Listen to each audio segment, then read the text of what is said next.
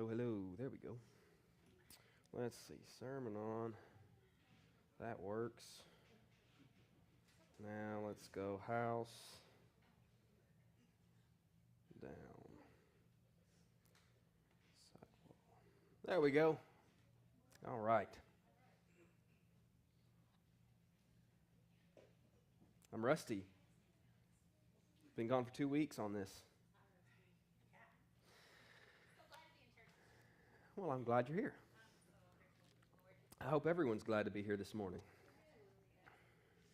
Today we're going to be kind of talking about what our goals and objectives are. Although we're really going to spend most of the time talking about something else, but I'll circle back around to that at the end. Because here's the thing, I know, we can just be real this morning. I know you guys have, I know various ones of you, and I know all the things you have going on in life, all the things you're pursuing, you're trying to achieve, you're trying to do and accomplish with your life. We have all kinds of goals and objectives and things, like we're all here this morning, hopefully, in kind of a little bubble from that, but like Monday morning awaits, and on Monday morning, we're all going to go back to our beehive, right? We're all going to go back to what we're trying to accomplish in our life. And, I hate to, y'all hear me busting on social platforms a lot, and that's not the point of this message, but I will say this. Oh, thanks to whoever did that. Maybe you could just dim that down a tiny bit. Everywhere we look in our world, we have social platforms, and I'm not just talking about like Facebook and stuff. I mean TV, everything is advertising to us what our lives should look like, what our lives should look more like, what we should maybe strive harder for to be more like that thing or this person or for our ministry or for our recovery or whatever it is, to look more like something that's being shown to us. It's not even got to be overt. It's just we're constantly inundated with images that are teaching us, training us what our lives should look like, right? Driving within us a need to be somebody else, to do something else, to achieve more, to strive for more. I always say it this way, and then I'm going to quit ripping on social platforms because I'm not here to do that today, but I've said this before. Do you ever, and maybe you do, maybe this is just me, but do you ever get off of, let's say, Facebook or something like that, more content with your life, more content with your possessions, more at peace, more secure, more confident in who you are?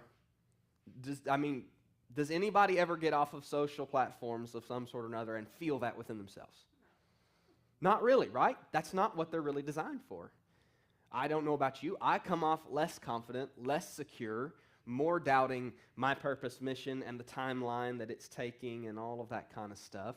It's just kind of the way it is. And so I say all that to say, with all of this, I will call it priority pressure.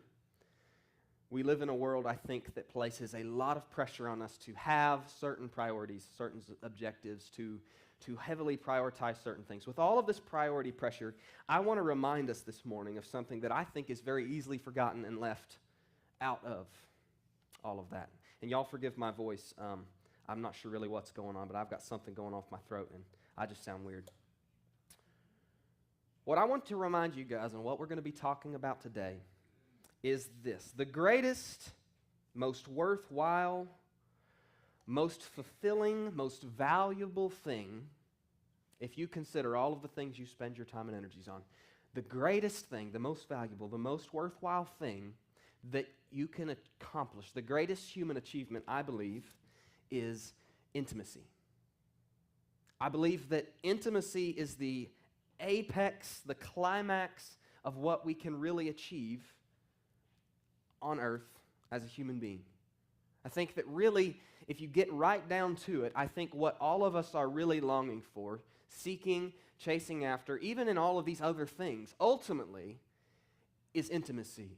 We were made for intimacy with God, so it's kind of hardwired into us, and we were stripped away from that kind of connection, and I think all of us long for it. We want it, and we seek for it in all kinds of ways, some of them kind of surprising and not at all looking like, that's what we're after. So what is intimacy? What is intimacy? We have some of these words we throw around. What really is it? Every definition that I looked up for intimacy this week had this word in it somewhere in the definition: closeness. Technically, intimacy is a quality of relationship. So in other words, I have lots of relationships, as do you. Some of them are intimate relationships. Some of them are not intimate relationships, right? So when we speak of intimacy, we speak of a quality of a relationship. What then qualifies intimacy? What makes one relationship not intimate and one relationship intimate? What qualifies? What's intimacy a metric of? So I would put it simply this way. When somebody else knows who you truly are, knows everything about you, and you're okay with it. That, to me, is what intimacy's really about. It's a metric of realness. Intimacy is a metric of how real a relationship is. We've said it this way, and we've used this quite a bit. It's when we are fully known and we are fully loved. When we would allow someone, when someone, somebody might know things about us that we're not okay with them knowing, right? Because we fear them knowing that, and we fear they might use it against us. See, that's not intimacy, right? That is an unsafe relationship, whatever. Intimacy is when you know something about me that I'm okay with you knowing. We have a quality of realness within our relationship. Closeness, that is what intimacy looks like. And intimacy is, of course, a scale. And so what I'm saying this morning is that kind of intimacy, to be fully known and fully loved, is what we all desire. That's what we really want. That's what really completes us, let's say it that way. That's what really, our search for significance, our search for meaning, our search for mattering, right? I think it's all found in intimacy with God, intimacy with others. It's what we really all are searching for. And I want y'all to keep that in mind as we're talking today ultimately about our priorities. And I want you just to consider that. I want you to digest that even as we go out of this place. What is it that I'm really wanting? We don't know how long we're here. We don't know if we're here for another week or another year or whatever. What do I really want in life? That's something we should be thinking about. I'm suggesting this morning intimacy. There's this show I like to watch. It's called Alone. The History Channel puts it out. Does anybody else in here like Alone? 2 other people. Awesome. Well, this is a great example to use then. It's this show where they take these people that sign up, and it's a competition show, and they put them out in the wilderness with GoPros, and they're completely by themselves, and they just basically have to outlast each other. Survival expert type people, and they put them out there, and they go for however long they can go before they tap out, and then the last person standing wins the prize. It's kind of entertaining in, I suppose, a bit of a twisted sort of way. But what's funny to me about the show is that it's these introverts, and usually in the little intro thing, when they're kind of hyping themselves up or talking about themselves or whatever, they're always kind of talking about what an introvert they are, how they just people drain them, and they thrive in nature, and they just thrive being out there in the elements by themselves, and they kind of have this whole speech they usually go through about how this is what they were made for, and that they're just one of those people that just doesn't do well around other people, and then all this stuff. And what's funny is that pretty much without any exception I can think of, by about day 60 or 70, suddenly they find themselves inexplicably longing for connection to people who they admittedly were not that close to before, brothers, sisters. They just really want to go reconnect, and they are like, man, I just have come to realize that that's what matters, and you got these really hard, tough people tapping out left and right. A lot of them not from starvation or anything like that, but because they just get to a point where they miss that connection, and they find themselves in a place where it's very meaningless. They lose a sense of meaning. If you've watched the show, they lose a sense of meaning. They lose a sense of purpose, because it doesn't matter how much they've built or what they wanted to accomplish or the money that they would stand to. It ceases to matter without meaningful connection. That's why I'm saying I think intimacy is truly what our hearts desire, because you know what? If I built the grandest, most incredible church in Clarksville, building-wise, which I know isn't necessarily the highest standard maybe in the world, but if I was to build the biggest, most beautiful church in all of Clarksville, and it was just me sitting in there, what would it really mean? What would its purpose really be?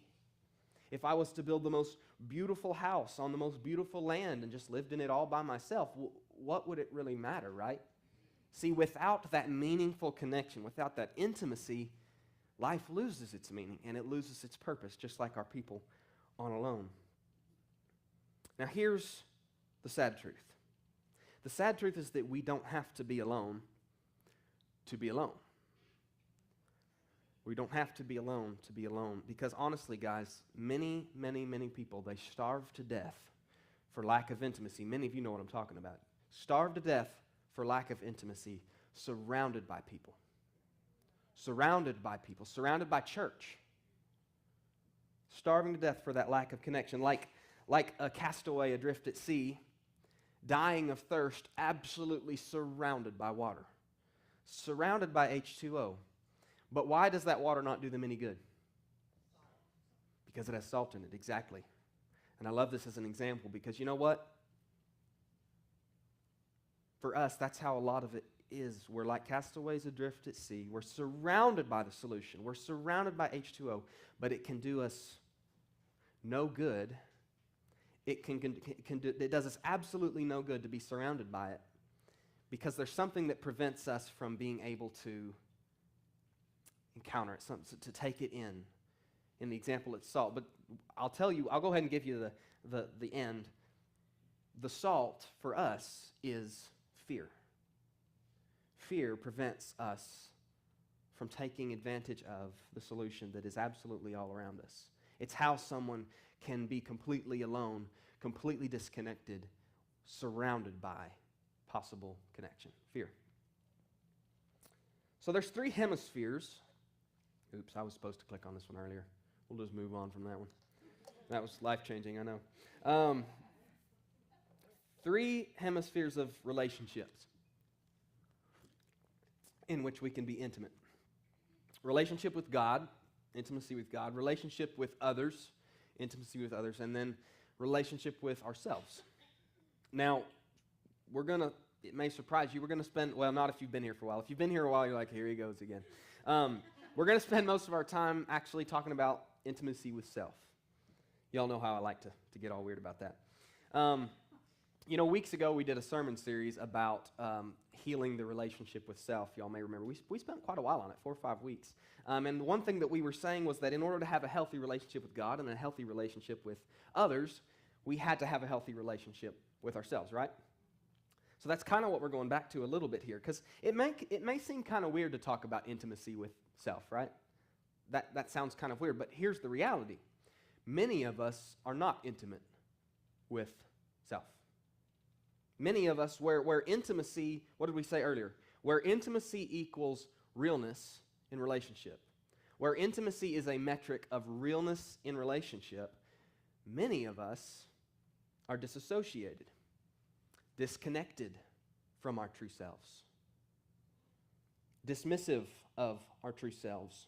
There's parts of ourselves. Y'all remember a couple weeks ago I was talking about IFS, Internal Family Systems, that model of treatment that kind of views self as a collection of parts, which the Bible says that we are one body, but it's made up of many parts, right? Well, certainly I think we could stretch over here and look and say, hey, if that's how our physical bodies are, if that's how our church body is, no doubt, our emotional selves, our spiritual selves are a body made up of many parts.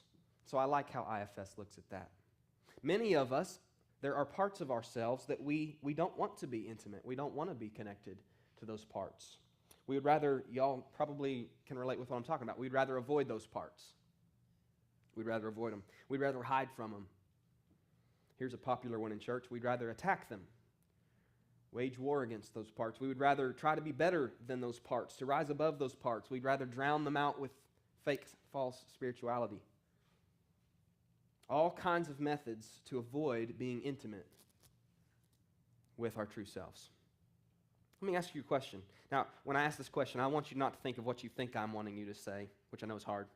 I want you to think of growing up, whatever you've been around in church. What would come off the top of your head in a traditional church out there if this question was asked? What would your first kind of off the top of your head response, assume to be?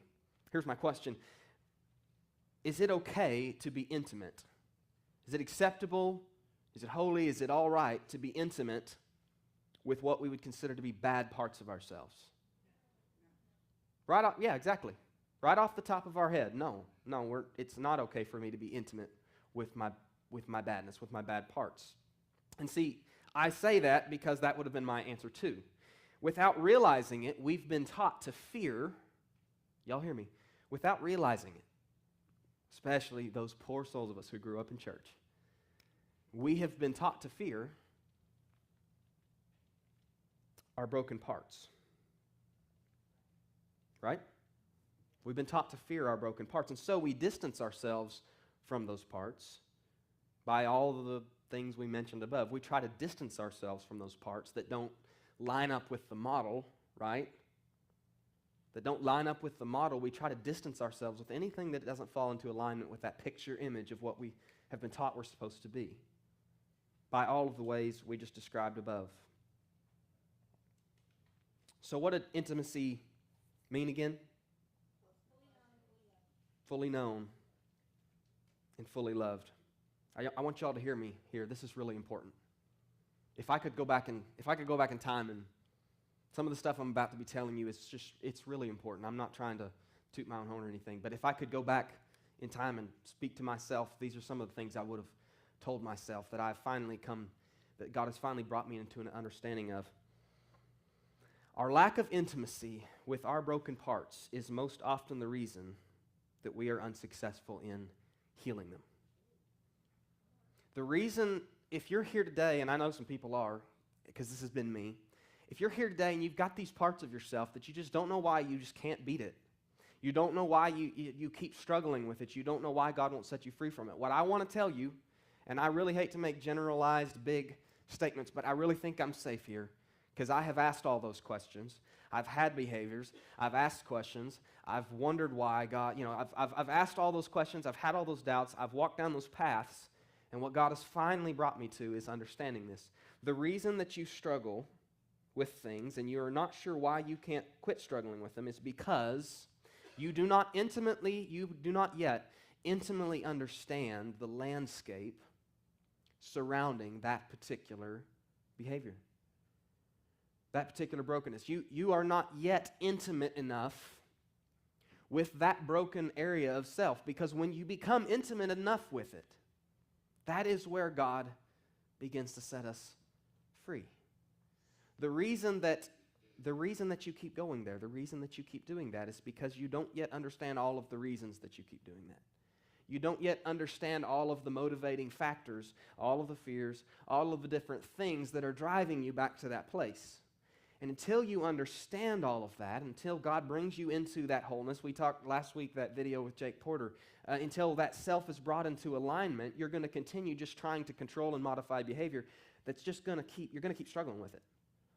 But when God brings that revelation, when God brings that awareness, and when intimacy is developed, now you will begin to walk in freedom. But not just that, that's where I was talking about last week. The healing goes so far beyond just stopping a particular behavior. Are y'all tracking with me here?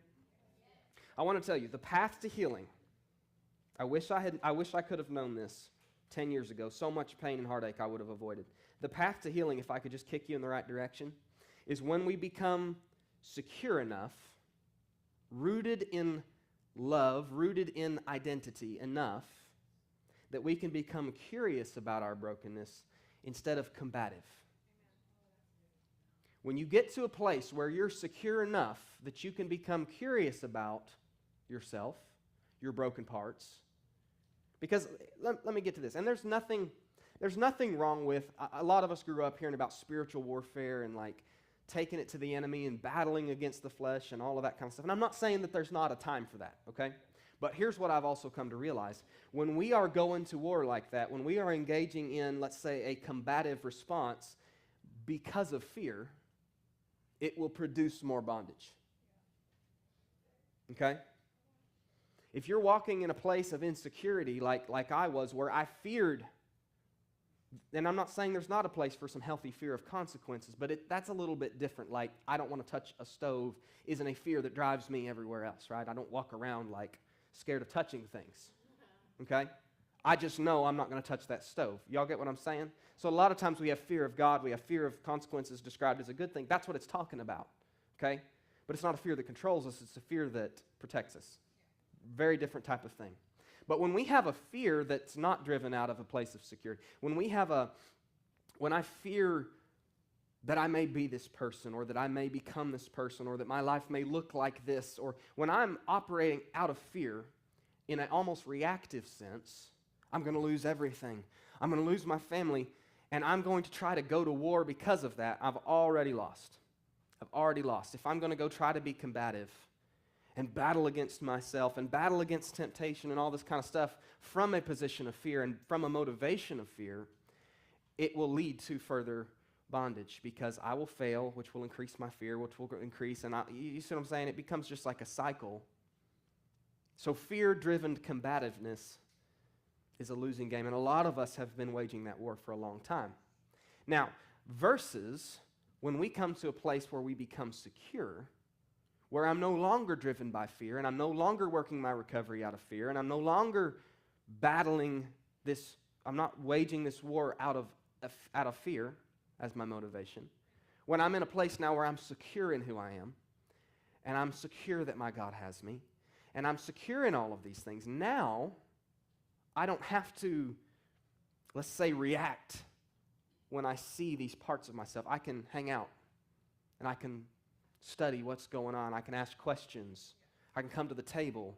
I can do all of these kind of things, and that will be waging an effective war instead of a losing fight, because that will lead to freedom as I begin to, instead of every time temptation rears its head, and some of you guys know what I'm talking about, and it's just like, oh no, because I just know I'm going there. Like, oh, when that drives me, when that has hold of me, when that has power over me, I have to run from it. I have to freak out. I have to go hide in the corner every time it shows up, and, honestly, that would be my best outcome if I somehow ran and hid in the closet long enough that it went away. What kind of victory is that? What kind of freedom is that? Security comes to a place where I can see that come up and go, that's funny. Wonder what's causing that to flip up. Like, what's going on here? What's driving this thing? And that's where we begin to walk into true victory. But fear can't do that. So I want you to understand something. To reach this security that I'm describing, we have to gain a separation from fear. Okay? Now let's talk about how that happens. We're starting to curve this back around to our topic today. Separation from fear, y'all hear me? Separation from fear occurs, or begins to occur, as we encounter environments of love and grace. Okay? This is really important. When we encounter environments of love and grace, when we come into a community, which I hope that's what we're at least working to try to accomplish this year, when we encounter a community that accepts us and loves us, even when they do know certain things about us, we begin to encounter the love and grace of God through the hands and feet of Jesus, right? His people, his church, or whatever. It doesn't have to be church per se, although church is really meant to be that. When we encounter that love and grace, it begins to build a security.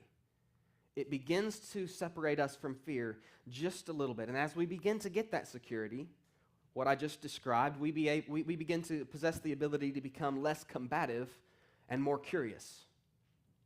More curious.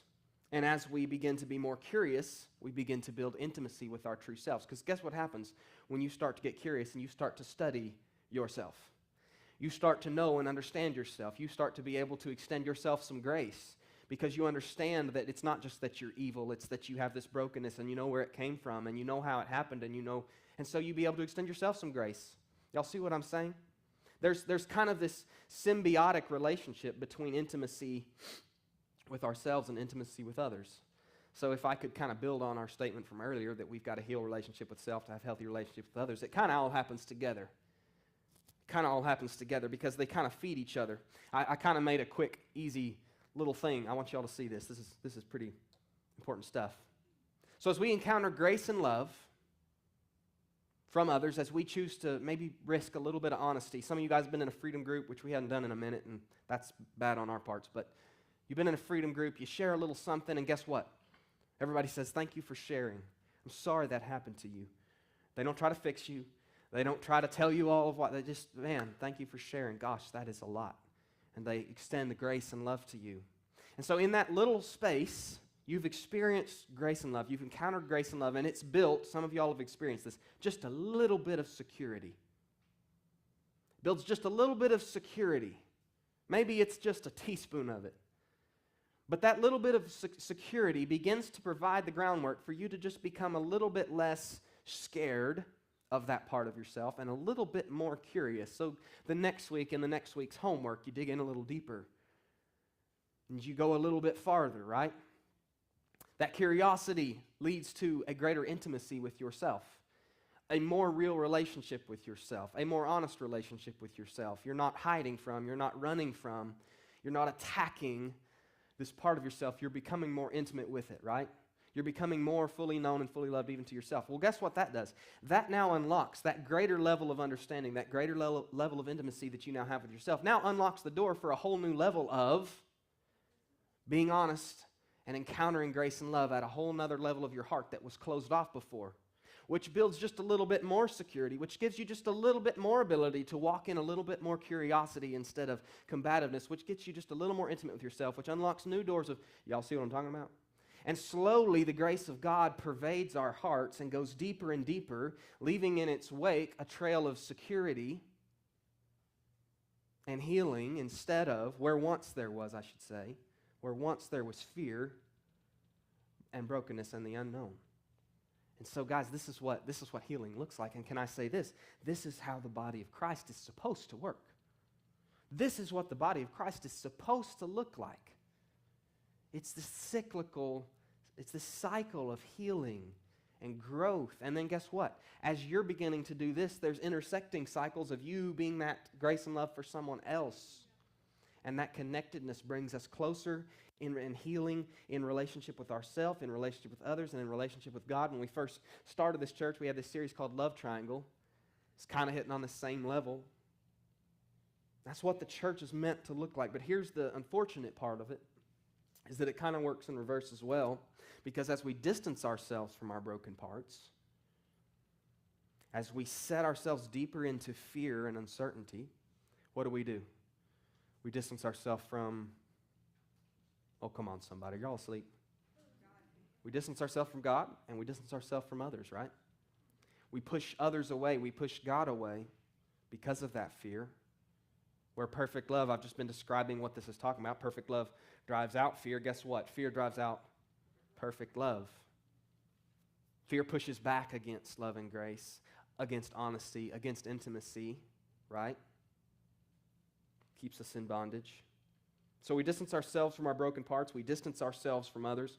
We avoid, because we distance ourselves from others, we shut ourselves off and avoid opportunities to encounter that love and grace that would build the security that would begin to give us the right to begin to walk in that healing. And what we end up with, what this produces, I'm just going to read this. I think you guys will probably chuckle because I think we've all seen this. Produces environments where broken, insecure people, disconnected from self, gather together in fear and uncertainty, and posture and pretend and get frustrated or disillusioned with their lives, their church, and their God. Y'all know what I'm talking about? Y'all been there? Y'all been in part of those circles? See, that's what we end up with when we don't understand this. When we continue to live out of the fear we've been taught, when we continue to fear those parts of ourselves instead of seek to be intimate with those parts of ourselves. So, all right, we've talked about the importance and the function of intimacy. I hope y'all understand. I think you do. Y'all understand the importance of intimacy and how it works in us beginning to, if you're here today and you're just like I said earlier, struggling with that behavior and just not understanding why you can't quit being that way, saying that thing, doing that thing, going back to that thing, whatever it is, I hope that I've made it clear it's because you lack the intimacy, you lack the understanding of everything that's driving that, which will be found as we begin to expose ourselves to opportunities to experience that grace and love, grow that security, so on and so forth. I hope that gives some of you guys a direction to walk in.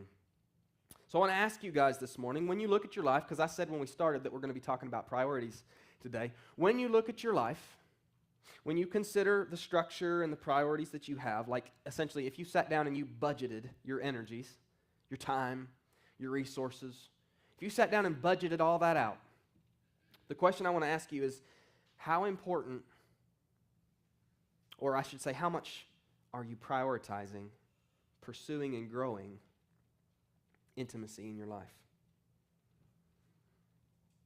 How much are you prioritizing it? Because I want you to know this. You wouldn't expect your gas tank in your car to just fill up overnight. You wouldn't expect yourself to just get a promotion at work for just like without putting in any effort. There's a spot right there. You wouldn't expect these things to just happen, would you? You wouldn't expect to just wake up one day with the house of your dreams, right? But see, we do treat intimacy like that. We treat intimacy like it shouldn't cost anything. It should just happen. In fact, I think some of us have a belief that if it doesn't just happen, then it's somehow forced or weird or something. But I want you to know something. True intimacy doesn't just happen. You don't just wake up with it. Intimacy in your relationship with God. Intimacy in your relationship with others. Intimacy in your relationship with yourself. It doesn't just happen. It has to be pursued. It has to be worked at. It has to be tended to, no different than anything else in your life. And so I'm asking you because I see a tendency in ourselves to prioritize and chase after and work at all these different things, which I'm not against. Recovery, our work, our this, our that. I'm not against any of that stuff at all. But I do see a tendency to put all of our energies Monday to Saturday towards growing and pursuing and developing in all of those areas while completely neglecting. And I know this because I don't want to sound offensive here to anybody because I'm not judging anybody, but I know how hard it is to start a freedom group and get people to stay in it. I know how hard it is to try to get people to show up for intimacy developing things. I've been working at it for 2 years now. And before that, I've been involved in it with other stuff. I know how hard it is. See, we don't see it as, it wouldn't be that big of a deal for our boss to ask us to work late 3 nights out of the week. We would do that. But to show up for an hour group or something, and I'm not lecturing you guys. I'm not really talking to y'all at all. I think y'all have been great. But it's kind of a big ask, right? Why? Why is it such a big ask when you consider its importance? So I'm asking you guys at a personal level to consider, if you budgeted your time and energy, how much do you prioritize developing intimacy in your life? Across all the spectrums, because they're all connected. They're all connected. You're not going to grow intimacy with yourself without growing intimacy with others. You're not going to park yourself in a closet with a notebook for the next 10 years and become intimate with self. It's going to have to involve, right? Like God set it up a certain way. That each sector involves and develops the other. How much are you willing to prioritize that if we consider that ultimately it's what we all ultimately want? More than anything else that we're trying to develop. If we really get honest with ourselves, we want intimacy. We want to be fully known and fully loved. We want to have that significance. We want to have that meaning and purpose in our life. That meaning and purpose you're trying to find in all these different things, you'll find it in intimacy. The Pure Desire groups that I do, they're pretty expensive. They're pretty expensive. They're like $600 or $700 for a group to join it, which everybody always has that kind of response to, whether it's just somebody you're telling that or whether it's somebody that's interested in joining a group. It's always like, whoa. And it's funny because I had that response for a long, long time, but I've honestly come to a place of going, how funny it is. Like, what would I spend $600-700 on and not bat an eye? If I look at my budget, what do I spend $600-700 on every month? And don't think a thing about it. But something that has over the course of 5 years dramatically changed my life. It's like, oh my gosh, that's a lot to ask. And that just really shows you how we value intimacy. We've been duped. We've been lied to, because ultimately, what would be better for me to spend $600-700 on than developing those relationships and letting those relationships develop me? Right? All right, I'm just, as Jake said last week, I'm going to meddling. So what could pursuing intimacy look like? Closing up here, guys. Here's what I'll tell you. I can't prescribe that for you. I can't prescribe that. It's going to look different for everybody. I'm not here to try to prescribe it. I can share with you a little bit of what it's looked like for me real quickly. It looks like making time for weekly coffee meetings where we share our victories. We share our struggles. We share the revelations that God's bringing in our life. It looks like weekly emotional awareness check-in calls is what we call them, where I'm not just calling to talk about the weather. I'm calling for 5 minutes to tell you where I'm at emotionally. And in our group, we have a scale that shows you where you're at. Hey, I'm here. I'm in anxiety, and here's what I need to do to move back in that direction, whatever.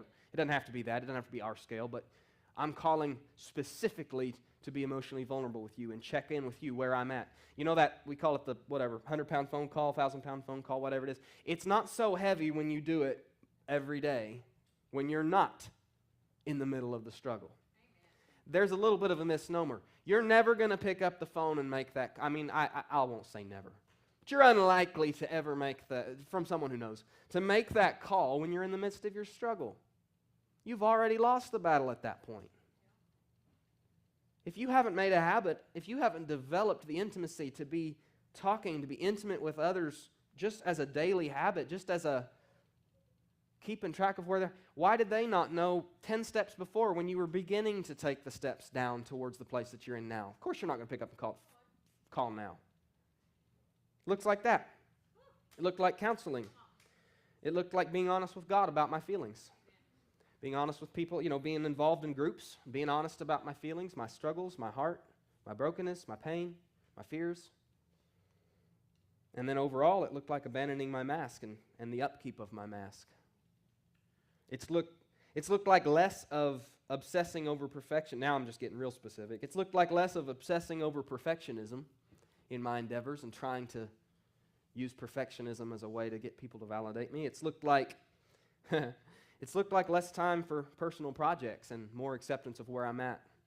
Instead of, again, I talked about all the different things that we're told we should have, and it's like, oh, my house should look more like that, or oh, my world should look more like that. I have less, the more intimate I become with God, with myself, with others, the less time I, frankly, have to just take on whatever big monster project to improve my life in some way. I just don't have time for that stuff as much. Yeah, absolutely. The less, looked like less attempting to control what others think, manipulating what others think, or attempting to do so. I like this one, less behavior modification and more behavior investigation. We've kind of already said that. Less behavior modification, more behavior investigation. It's looked like less people-pleasing and less mind-reading.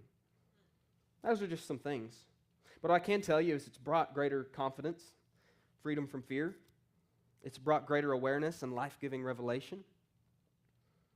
It's brought an ability to accept things I can't control. I wasn't very good at that before developing this intimacy. So guys, I want to encourage you guys today. I want to encourage you to really take time considering, because life happens so fast. Man, I know more than anybody, I feel like, how quickly you can become committed to something and just be like, how did I even end up involved in this? And now I'm leading it, I get that. Life happens so fast, and our schedules fill up so fast. Our priorities, our energy, our money, everything. And that's why I'm bringing this message to you, because if there isn't an intentional intervention, there will not be time for intimacy. The enemy, the father of this world, does not leave you with, it does not naturally flow you towards greater intimacy. The world will constantly drag and pull you away from intimacy unless you intentionally route resources, mostly time. Unless you intentionally route resources towards developing intimacy in your life, it will not just happen. And you will find yourself frustrated. You may find yourself depressed. Like those people on loan, you might find yourself with a pretty cool cabin that you built out in the middle of the woods, but really struggling with the meaning and the purpose surrounding any of it. If any of you have ever done that, if any of you have ever spent a dramatic amount of effort or resources developing something and then getting there only to find it wasn't what you thought it was going to be, you've experienced what I'm describing. You've ended up with the thing without the connection, and it wasn't really worth it. And it didn't have the meaning and the purpose, and you found yourself lost. Guys, I want to really encourage you, consider what you really want, and ask yourself if your current priorities reflect that goal? Does the way you're currently structuring your time, does the way you're currently making time for all of the things we've talked about, does the way you're currently going about your life reflect the goal of what we've been talking about today? And like Jake had last week, just 2 little steps. I don't have 2 little steps, but I do want to encourage you with this. Your path forward to purpose, to meaning, to intimacy, to healing, to all of it, your path forward is paved by just little steps that you take. So what I would encourage you is, rather than thinking about it as this whole big thing and seeking to accomplish this whole big thing, and I'm just going to start Monday different, I'm going to make my life completely different. Just do one thing this week to develop intimacy in your life. Choose to be honest with one person. In one interaction this week, when you feel the desire to pull back and not be honest with somebody, just once. That's one step made in the right direction. And a lot of those steps is what will lead you to the life of purpose and confidence that you desire to lead. Just do one thing. Choose to be honest with yourself about one thing this week. When that moment comes and you really don't want to own that, but deep down inside you're pretty sure there is some amount of truth in it, choose to be honest with yourself this week. Just once. You see what I mean? Take one step in the right direction and ask God to develop this in your life, and you're going to find one step turning into a tidal wave of steps that does produce a real, lasting, powerful change in your life. Because that's how intimacy is developed. It's by joining one group. And then, you know what? I think I'm going to join another one. It's by building one relationship. And then it's amazing how God can take those loaves and those fishes and make so much more out of them. Amen? All right, if you guys will bow your head with me. Lord Jesus, God, I ask over this place. We're a small group of people in a small place in the world that you've made. But God, I ask that you would grow within us. I know, and I have seen in my life, and I've seen in others' life, God, the importance of developing intimacy across all the spectrums. God, it's what you intended us to walk in. It's where our freedom is found. It's where the gospel it's where the rubber of the gospel meets the road of our lives, God. And I pray over every one of us, wherever we're at, whether we've been working in this and we need encouraged in what we're doing and continuing forward, or whether this is a new concept to us. God, I pray that you would give us the courage to begin to allow you and to seek for you to develop intimacy in our lives. God, give us the courage to begin to make the time for it, to make the resources for it, to give it the level of attention that reflects the importance that it really is to our lives, God. Help us to do that. God, free us from fear. Free us from fear that keeps us from making use of the water that you have all around us. And I pray that as you do this, God, that you develop us into your body as it was meant to be, God. That you would free us to walk in our true identities, and that we would become overwhelming, that we would become more than conquerors, and that overwhelming victory would be ours in Christ. In Jesus' name, amen. You guys have a great week.